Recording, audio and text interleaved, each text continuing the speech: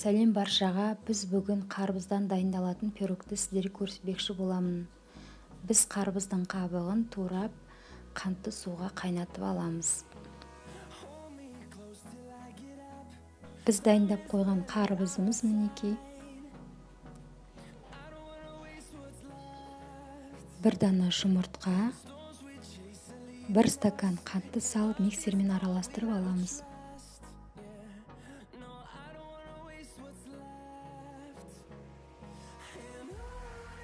Қантымызды араластырып болған соң бір стакан айранды, жарты стакан майды миксермен араластырып аламыз.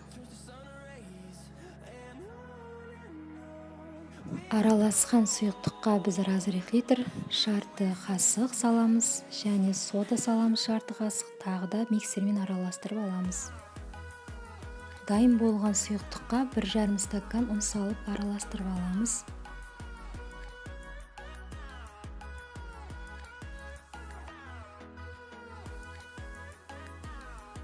Біздің тестамыз осылай болады, өте қою емес, өте сұйық та емес. Біз енді тестамызды пісіретін ыдысымызға саламыз.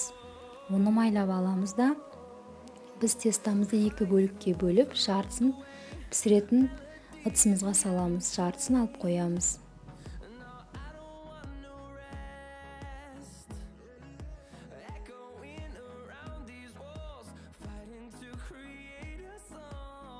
Тапамыздағы қамырды осылай жазып аламыз.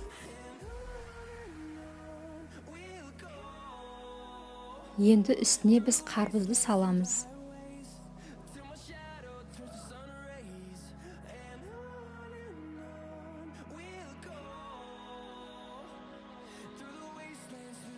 Біз тестамыз үстіне піскен қарбызды салып болдық.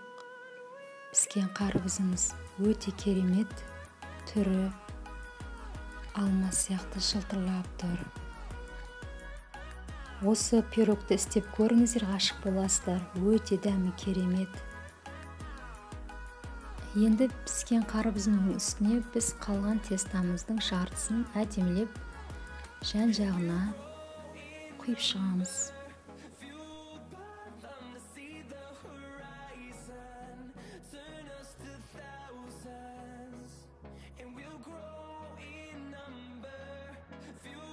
Қамырды осылай жан-жағын тегістеп шығамыз.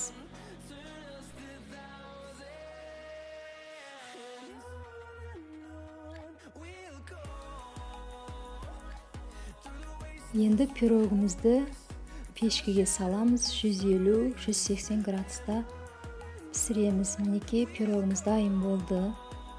Бұл пирог өте әдемі, тәтті, қарапайым. Істеулеріңізге кеңес берер едім. Егер де біздің канал ұнап жатса, бізге тіркеліп, лайк басып, біздерді қолдап кетіңіздер. Ас болсын.